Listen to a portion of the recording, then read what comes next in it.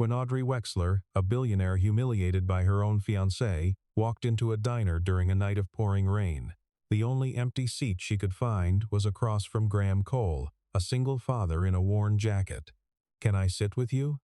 she asked, not knowing the man folding a letter in front of him was the one who had quietly given her the rare platelets that kept her alive for 6 years. Graham did not know she was the anonymous patient known only as AW17, not until she said a single sentence that had only ever appeared in the letters he kept in a small wooden box. The ballroom of the Wexler Biotech Gala glittered with the kind of light that made everyone look richer than they were, and Audrey stood at its center in a pale blue gown, smiling for cameras that had learned to love her face. She had built the company from a converted garage into a name spoken in the same breath as the largest firms in the country, and tonight was meant to be a celebration of that climb. Preston Blackwell, her fiancé and the company's vice president, stepped to the microphone with the easy confidence of a man who had never once doubted his welcome in a room. He thanked the donors, thanked the board, and then, almost as an afterthought, mentioned that the wedding would be postponed indefinitely, citing what he called Audrey's ongoing health concerns. The words landed like a slap disguised as concern, and Audrey felt 300 pairs of eyes shift toward her at once, waiting to see whether the rumor was true. Helena Kingsley, chair of the board, watched from a corner table and did nothing to stop him. Her silence confirming what Audrey already suspected, that the evening had been arranged before she ever put on the dress. For a moment Audrey simply stood there, her champagne glass forgotten in her hand, listening to the murmur that rippled through the crowd like water finding a crack in stone. She had spent 11 years building a reputation for unshakable composure, learning to smile through hostile interviews and skeptical investors, and she understood immediately that Preston had chosen this stage precisely because he knew how much it would cost her to react publicly. Somewhere near the bar, a photographer had already lifted his camera, sensing blood in the water the way predators always did. Audrey excused herself before the applause finished, moving through a service corridor so no photographer would catch the moment her composure finally cracked. Outside, the rain had turned the city into a smear of red and white light, and her driver was stuck 4 blocks away in gridlock that showed no sign of braking. She dismissed the car with a wave of her hand, pulled her coat tighter, and started walking without any destination in mind, just the need to be somewhere Preston's voice could not follow her. A small diner near the train station offered the only shelter in sight, its windows fogged with warmth, and she pushed through the door dripping and unrecognized for the first time in years. The place was nearly full. Mechanics and night shift nurses hunched over coffee, and the only open seat sat across from a man quietly nursing a mug beside a small wooden box. Steam fogged the front windows, and the smell of burnt coffee and frying onions filled the narrow room with an ordinariness that felt almost foreign to her after a lifetime of marble lobbies and private dining rooms. A radio behind the counter played something low and forgettable, and nobody so much as glanced up when the door chimed behind her. For the first time in longer than she could remember, Audrey stood somewhere entirely unprepared for her arrival, no assistant clearing a path, no maitre rushing forward with practiced deference. It was, strangely, a relief. Graham Cole did not look up right away. He had just come from an emergency platelet donation across town, the kind of call that always left him hollowed out and grateful in equal measure, and he was sorting through old letters the way some men sort through receipts, out of habit more than need. When Audrey asked if she could sit, he glanced at her only long enough to nod and pull the chair back with his boot, the way he might have done for anyone else in that room. He did not ask who she was, did not reach for a phone to prove he recognized her face from a magazine, and that plain indifference unsettled Audrey more than any flattery ever had. She sat, ordered coffee she did not really want, and studied the stranger across from her with the wary curiosity of someone who had forgotten what it felt like to be unwatched. Somewhere in the small talk that followed, Audrey mentioned, almost without meaning to, that a stranger had once given her another tomorrow when she had stopped believing one was coming. Graham's hand stilled over the letters. It was a phrase he knew by heart, the exact words AW17 used to close every letter that had ever reached him through the hospital's blind mail system, words he had read so many times they had worn a groove into his memory. He looked at her again, longer this time, no longer seeing a stranger in an expensive coat, but wondering, for the first time, if the woman across the table might be the person he had spent 6 years quietly keeping alive. Audrey did not explain the gala or the ring she had quietly slipped off in the cab. She only said that a person she had trusted had used her own illness as a weapon against her in front of people who mattered to her career. Graham did not offer comfort dressed up as wisdom, the kind people gave when they wanted the conversation to end. Instead, he told her that the deepest kind of hurt rarely came from an enemy, but from realizing the person standing beside you had never actually been standing with you at all. Something in the plainness of it reached her in a way the condolences of executives and consultants never had, and for a moment she forgot to arrange her face into the practiced calm she wore for cameras. His phone buzzed once on the table, a name flashing that read simply Paige, and he answered with a warmth that made Audrey lean back and listen without meaning to eavesdrop. His voice changed entirely the moment he spoke, dropping the careful neutrality he had shown Audrey and settling into something looser, more unguarded, the voice of a man who had nothing left to prove to the person on the other end of the line. He asked if she had eaten, if she had locked the back door, if the leak in the bathroom ceiling had started dripping again with the storm outside. It was such a plain, unremarkable exchange that Audrey found herself oddly moved by it, the way people are sometimes moved by things too ordinary to expect. The call was short, a daughter checking whether her father had made it home safely through the storm, and when Graham hung up he explained, almost apologetically, that he was raising her alone. His wife had died several years earlier, he said, offering no more detail than that, and in the years since he had rebuilt a small furniture restoration workshop that had belonged to his own father before him. He spoke of Paige with a pride that had nothing performative in it, the pride of a man who measured his life by a person rather than a balance sheet. Audrey noticed, without fully understanding why, that he never once mentioned the letters or the hospital or the reason for his tiredness that night.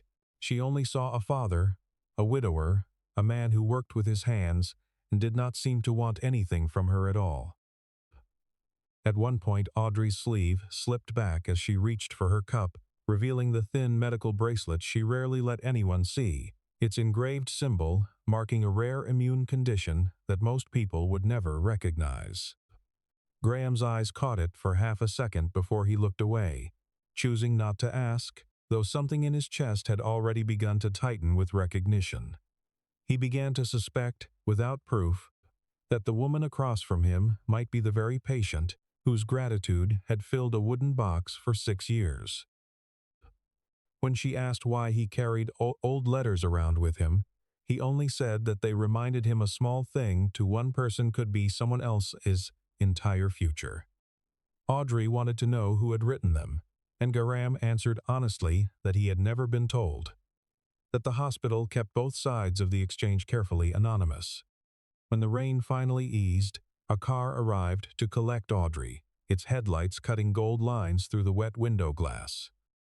She left money on the table for both of them before he could object, and Graham quietly slid her bills back across the surface, insisting on paying for himself the way he always had. At the door she paused and asked, almost too casually, whether he came to this diner often, and he told her that most Thursday evenings found him in that same seat. She said nothing about returning, offered no promise, and disappeared into the night without a name exchanged between them. A week later, on a Thursday evening exactly like the first, Audrey walked back through that same door and sat down across from him, as though the seat had always been hers. Their meetings became a quiet ritual neither of them named out loud, an hour carved out of Thursday nights that belonged to no one else.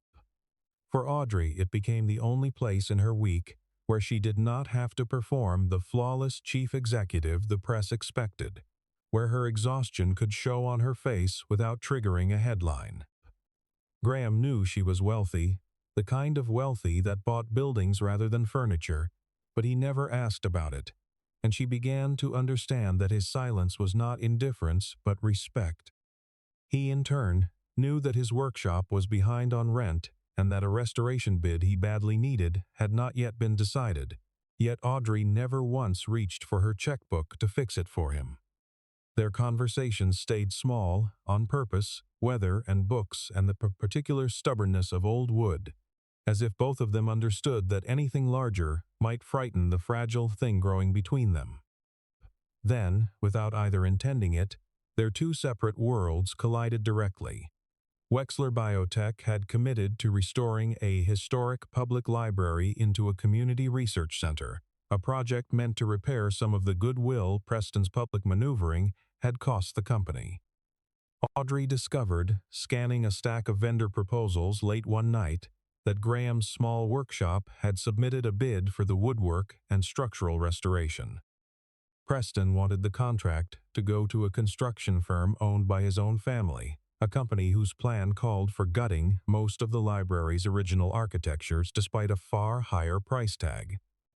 Audrey ordered an independent review of every bid, deliberately keeping her personal connection to Graham out of the process entirely, unwilling to let anyone question the integrity of the decision. The review committee chose Graham's workshop on its own merits, citing the most thoughtful preservation plan among all the proposals submitted. When Graham learned that Audrey led the very company awarding the contract, his gratitude curdled instantly into suspicion, and he assumed she had quietly tipped the scales in his favor. He told her plainly that he would not accept a contract if it meant becoming the man who got saved by a billionaire's charity, his pride sharpening every word. Audrey, stung by the accusation, reminded him coldly that she had never even seen his bid until after the committee's decision was final.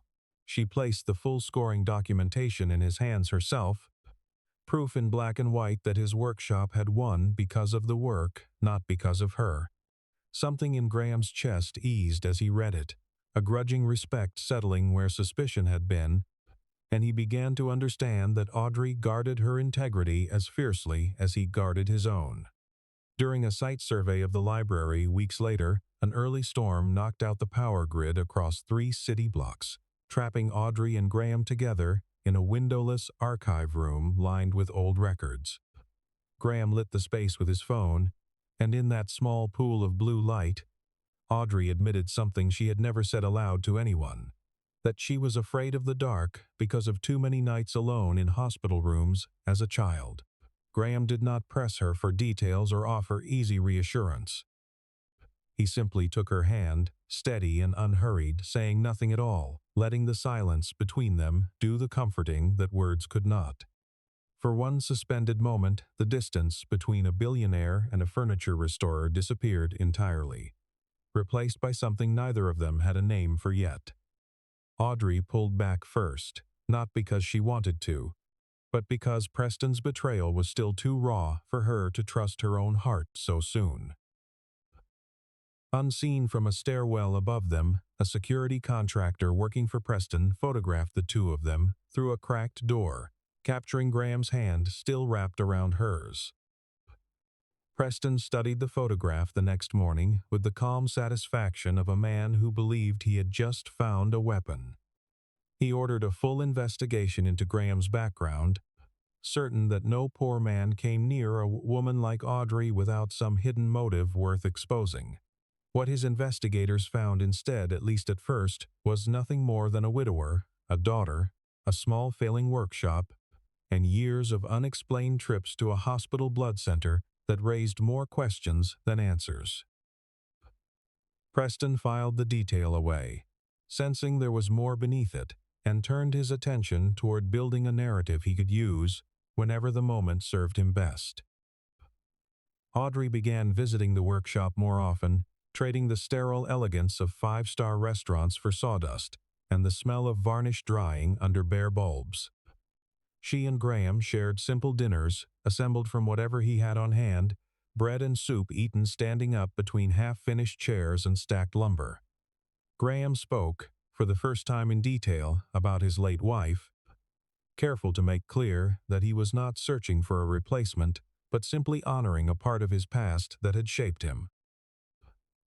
Audrey confessed that Preston had once been the first man who made her believe she was loved for herself rather than for her company, and that she no longer knew how to tell the difference between the two kinds of attention. The workshop smelled of cedar shavings and linseed oil, a smell Audrey had come to associate with the particular calm she only found in that room, far from the recycled air of boardrooms and private jets. Graham worked while he talked, running a plane along the edge of an old doorframe, and Audrey noticed how his hands never seemed to hesitate, how certainty lived in his fingers even when uncertainty lived everywhere else in his life. Graham told her plainly that he needed nothing from her, no money, no favors, no rescue. And the sentence steadied her even as it quietly frightened her, because he was the first person in years who could walk away and lose nothing. Their conversation was interrupted by a call from the hospital's blood center, a coded number Graham answered instantly out of habit. He excused himself without explanation, saying only that there was something he could not refuse, and left Audrey standing amid the sawdust, with a question she did not know how to ask. That same night, worn down by weeks of stress and the aftershocks of Preston's public humiliation, Audrey's condition flared without warning, and she was rushed to the hospital by her assistant. The room was too bright, the way hospital rooms always were, and Audrey stared at the ceiling tiles, counting the small water stains the way she had as a child, back when counting was the only thing that kept panic from swallowing her whole. Machines beeped in a rhythm she had memorized years ago, a rhythm that used to terrify her and now only reminded her how many times she had survived this exact fear before. A doctor told her, with visible relief, that a compatible donor had come through on almost no notice, delivering exactly what her body needed at the exact hour it needed it. Audrey closed her eyes and thought, not for the first time, of the stranger whose blood ran alongside hers in some invisible, permanent way, wondering what kind of person gave so much to someone they would never meet. The audience of her own life could have guessed the donor's identity in an instant, but Audrey, lying in a hospital bed with an intravenous line taped to her arm, still had no idea it was Graham. Once she was stable, Audrey asked for paper and wrote a letter to the donor she knew only as number 42C, thanking a stranger for giving her another tomorrow, at the exact moment she had begun wanting to live for herself rather than for anyone watching. The letter passed through the hospital's blind system days later and landed in Graham's hands at his kitchen table, Paige asleep upstairs and the house quiet around him. He read it twice, then set it down and stared at the wall for a long moment, matching the date of Audrey's flare against the exact night he had been called away from her workshop. The coincidence was too precise to explain away any longer, and something in him finally accepted what he had only suspected before. He drove to see Naomi Bennett, the physician overseeing the platelet program, and asked her directly whether he had any right to learn the identity of patient AW17. Naomi refused, as the protocol required her to, though her eyes told him she understood exactly what he was asking and why. She had watched enough donors and recipients pass through her program over the years to recognize the particular restlessness in Graham's face, the look of a man who had already half-solved a puzzle he wasn't supposed to be solving. She reminded him gently that the wall between donor and recipient existed for a reason, that gratitude and obligation could tangle a person's judgment in ways neither side could always see clearly from the inside. She warned him gently that even if he guessed the truth on his own, using that knowledge to approach the patient would cross a line the hospital could never allow him to cross. Graham nodded, said nothing more, and drove home, turning the choice over in his mind the entire way. He decided, in the end, to say nothing to Audrey about his suspicion, wanting whatever grew between them to remain a choice freely made, not a debt she felt obligated to repay. He told himself that love built on gratitude for survival was not the same as love built on two people simply choosing each other, and he wanted, more than anything, to be chosen rather than owed. Audrey came to the workshop the day she was discharged, still pale but steady on her feet, and before either of them said a word she crossed the room and kissed him. Graham kissed her back without hesitation, letting himself believe, at least for that moment, that the timing was simple luck and not the quiet machinery of a secret he had chosen to keep. In the pocket of his jacket, folded small, sat the newest letter from AW17, its edges already softened from being carried and reread more times than he would admit. Word of their relationship stayed carefully out of the press for a while, though neither of them pretended it was casual any longer. Audrey introduced Graham to Paige over a quiet dinner that lasted longer than anyone expected. The three of them crowded around a small kitchen table instead of the private dining rooms Audrey usually favored. Paige asked pointed questions all evening about Audrey's schedule, about whether she understood what it meant to actually be present for someone rather than simply generous toward them, and Graham let his daughter speak without interrupting, watching Audrey's answers as closely as Paige did. Paige, sharp-eyed and protective, made clear without hostility that her father had already lost too many people to be treated as a passing chapter in someone else's story. Audrey promised her, with a steadiness that surprised even herself, that her intentions were serious, and something in the directness of the answer seemed to earn a small, grudging nod from the girl across the table. Preston chose that same week to appear unannounced at the library site, mocking Graham's clothes and his trade in front of the crew with the practiced cruelty of a man used to winning arguments by volume alone. Graham did not raise his voice or his fists. He simply pointed out, calmly and specifically, the safety violations buried inside the Blackwell family's rejected construction plan, citing load calculations and support beams that would have failed inspection within a year, and the quiet precision of it left Preston red-faced in front of his own engineers. One of the younger engineers actually pulled out a notebook to write down what Graham had said, and that small gesture, more than anything, told Preston his authority in that room had just quietly slipped away.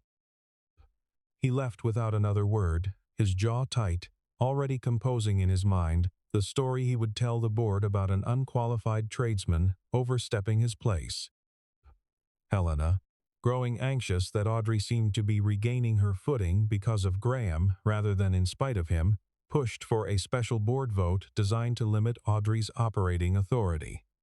Preston understood that to win, he needed proof that Graham had approached Audrey with intent rather than coincidence. Through a hospital administrator willing to sell information for the right price, he learned that Graham had donated platelets repeatedly to a patient connected to the Wexler Medical Trust. He did not yet have the complete file, but he had enough to sharpen his suspicion that the recipient was Audrey herself, and enough ambition to build a story around it regardless of the full truth. Graham wrestled privately with the growing weight of what he was carrying, wanting more than once to simply tell Audrey the truth and let her decide what to do with it. He worried that confessing now would make every quiet moment between them look retroactively staged, a debt disguised as romance rather than romance built freely between two willing people. He drafted a letter explaining everything, then folded it and placed it in a drawer without delivering it, unable to find the courage the moment demanded. Audrey, meanwhile, told him one evening that she had begun to believe they could build an actual future together, her voice unguarded in a way it rarely was with anyone. Neither of them knew that Preston had already obtained a partial copy of the hospital's donor and recipient records. He found, buried in the coded pages, the two identifiers that mattered most, AW17 and donor 42C, and beneath the second code, finally, the name Graham Cole. Preston stared at the page for a long time, understanding exactly what he now held in his hands. He thought of the photograph from the archive room, of Graham's hand wrapped around Audrey's, and felt something close to satisfaction settle over the earlier sting of being humiliated in front of his own engineers. It was not merely leverage over a business rival. It was a weapon capable of dismantling both a love story and a career in the same single stroke, and he intended to use it at the moment it would cause the most damage. At the ceremony marking the library's first completed phase, Audrey had planned to publicly thank Graham and his crew for their extraordinary work. Before she could speak, reporters already had a different story circulating. One Preston had carefully leaked, claiming Graham had known Audrey was his recipient before he ever approached her, and had used what he called a debt of survival to win both a contract and a place. It's inside the Wexler family. Selected documents had been subtly altered to suggest Graham learned the truth earlier than he actually had, turning an accidental kindness into a calculated scheme. Audrey read the coverage in her car outside the venue, her hands trembling around the tablet, and asked her driver to take her straight to the workshop instead of home. She found Graham standing among half-finished chairs, and she asked him directly, without preamble, whether he was donor 42C. He could no longer deny it, and he told her everything, that he had donated to AW17 for 6 years, and that he had begun suspecting she was the recipient from their very first night in the diner. Audrey's hurt did not come from the fact that he had saved her life. It came from realizing he had let her fall in love with him while carrying a secret capable of reshaping everything she believed about how they began. Her voice did not rise, but it carried a coldness that frightened him more than shouting would have. The coldness of someone protecting herself the only way she knew how. She asked whether he had ever intended to tell her the truth at all, or whether he would have let her live inside a lie for as long as it served him to stay silent. Graham handed her the unsent letter from the drawer, but she did not open it, saying only that his silence had already taken from her the right to decide for herself. He tried to explain that fear, not calculation, had kept him quiet, but the words sounded thin even to his own ears, and he watched something close behind her eyes as she turned toward the door. Audrey ended the relationship that same night and canceled every private meeting between them, though she refused to cancel the library contract itself, unwilling to punish an entire crew of workers for her own broken heart. Graham accepted her decision without argument, refusing to use the press to defend himself, knowing that any public fight would only expose more of Audrey's medical history than she had ever agreed to share.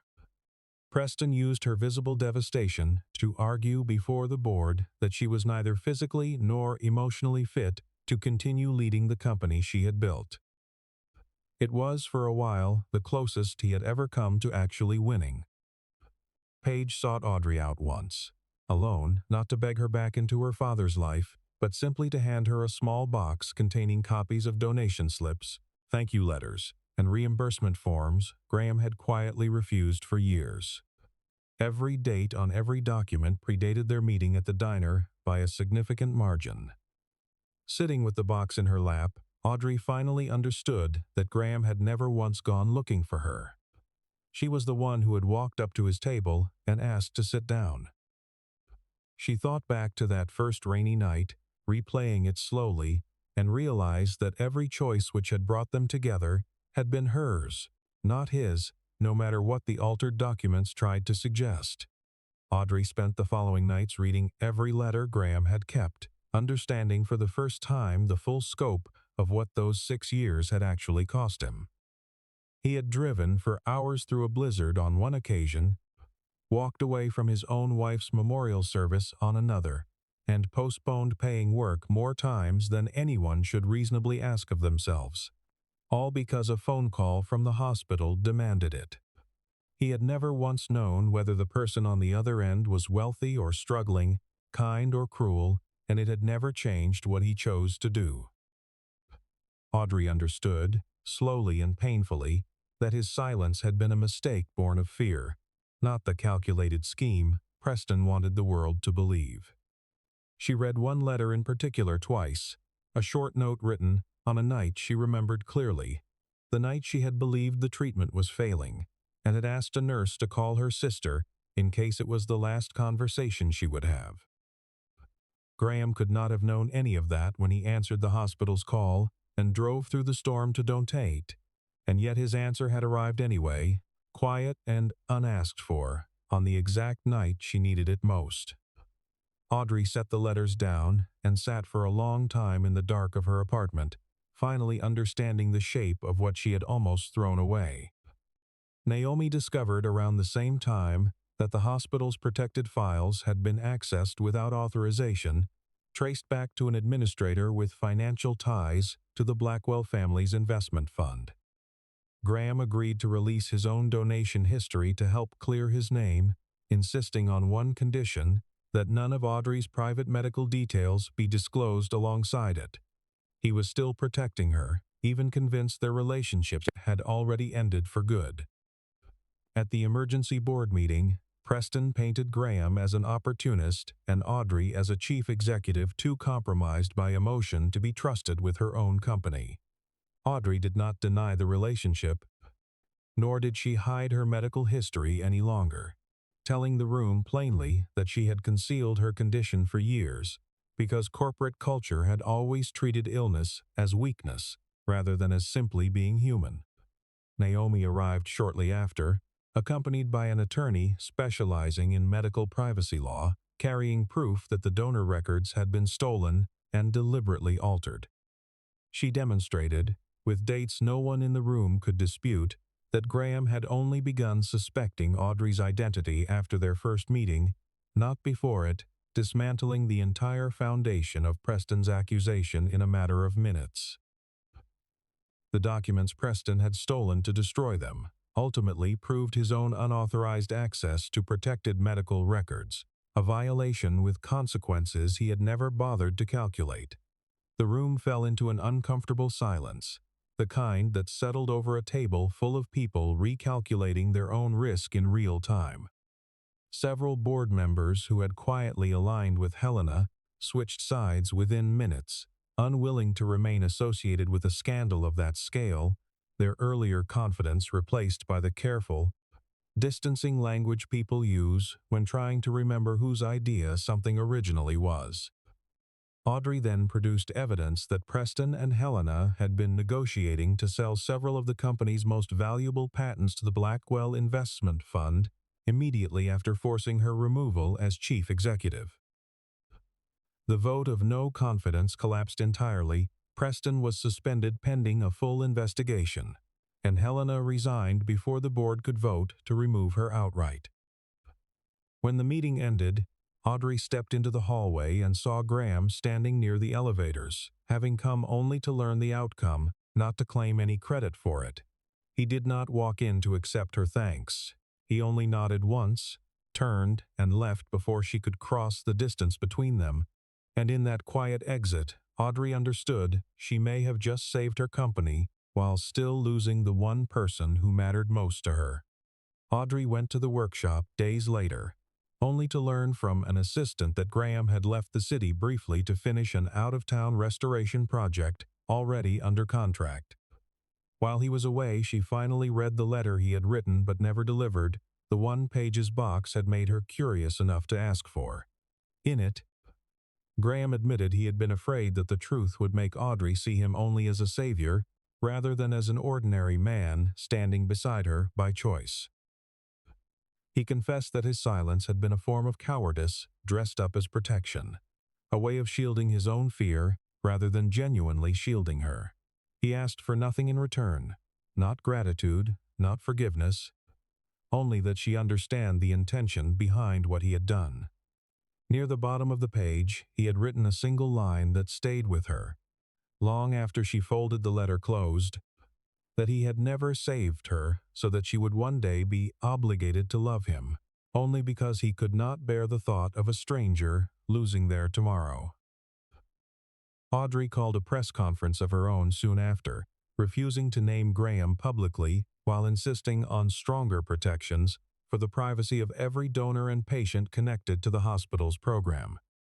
She established an independent fund to cover travel costs for people with rare compatibility matches, deliberately leaving both the Wexler name and Graham's name off of it entirely, unwilling to let a quiet act of survival become a marketing story.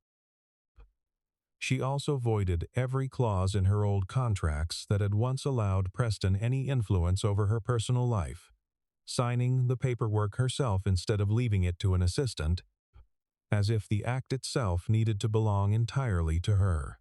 Reporters pressed for details about her private life at the press conference, and for the first time in her career, Audrey simply declined to answer, offering no performance of vulnerability and no defensive anger either. She no longer needed to prove she was untouchable. She only wanted, finally, to live without pretending. On a Thursday evening not long after, Audrey returned to the small diner near the train station, the same rain-streaked windows and the same worn booths, waiting exactly as she remembered them. She had come without her driver, without an assistant trailing behind her with a schedule, dressed plainly enough that no one in the diner looked twice when she walked in and slid into the booth by the window. The waitress who had served her that first stormy night poured coffee without asking, remembering her face the way people in small places sometimes did. The seat across from where she now sat remained empty, and she did not know whether Graham would ever choose to fill it again. She waited through one cup of coffee, then a second, watching the door each time the bell above it chimed, until finally it chimed for him. Graham walked in, still carrying the dust of his last job, and stopped short at the sight of her sitting at their old table. Audrey did not open with gratitude, and she did not rush through an apology either. She admitted plainly that he had been wrong to keep his secret from her, but she was honest enough to admit that her own fear, sharpened by Preston's betrayal, had made her too quick to see deception where there had only been hesitation. She told him she did not want to love him because he had once saved her life. She wanted to love him because he had listened to her on a night she no longer knew who she was, because he had respected her even in his own anger, and because he had never once turned his sacrifice into something owed.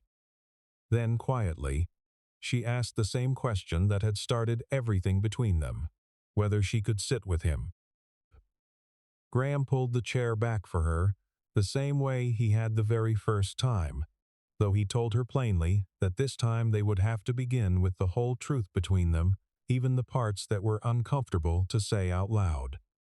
Audrey agreed without hesitation, understanding at last that honesty, not gratitude, was the only foundation strong enough to hold what they were building. They did not rush into marriage or make promises too large to keep so soon, understanding that trust, once broken, had to be rebuilt slowly, brick by brick, rather than declared back into existence overnight. Instead, they chose to rebuild what they had lost one honest conversation at a time, careful with each other in a way neither had ever bothered to be with anyone else, checking in on small things that once would have gone unspoken between them. Graham stayed with his workshop rather than stepping into any role at Wexler Biotech, turning down more than one offer from Audrey's board to formalize a partnership between the two, insisting he preferred sawdust and quiet mornings to boardrooms and quarterly targets. Audrey kept leading her company while drawing a clear line between her private life and her public one, a boundary she enforced for herself now, instead of leaving it to circumstance or to someone else's convenience. Paige left for college that fall, and in the final scene of the story, she appeared only briefly, smiling at the sight of her father finally planning a future that reached beyond his grief instead of circling endlessly around it. Months later, Graham received the familiar reminder for his next scheduled platelet donation, and Audrey told him gently that she did not want him to continue simply for her sake. Graham answered that the next person on the other end of that call could be anyone at all, someone he would never meet, quietly waiting for a single day they had not yet been promised. Audrey took his hand across the table, understanding finally that what she loved about him was never the compatible blood between them, but the heart that had never once demanded anyone owe him anything in return. Outside the window, the city moved on the way it always did, indifferent to the two people at the small table, and inside the diner nothing about the scene looked remarkable to anyone passing by. The story closed at that same small table in that same quiet diner, where a billionaire had once asked to sit beside a single father without knowing he had already been keeping her alive, one quiet donation at a time, for years.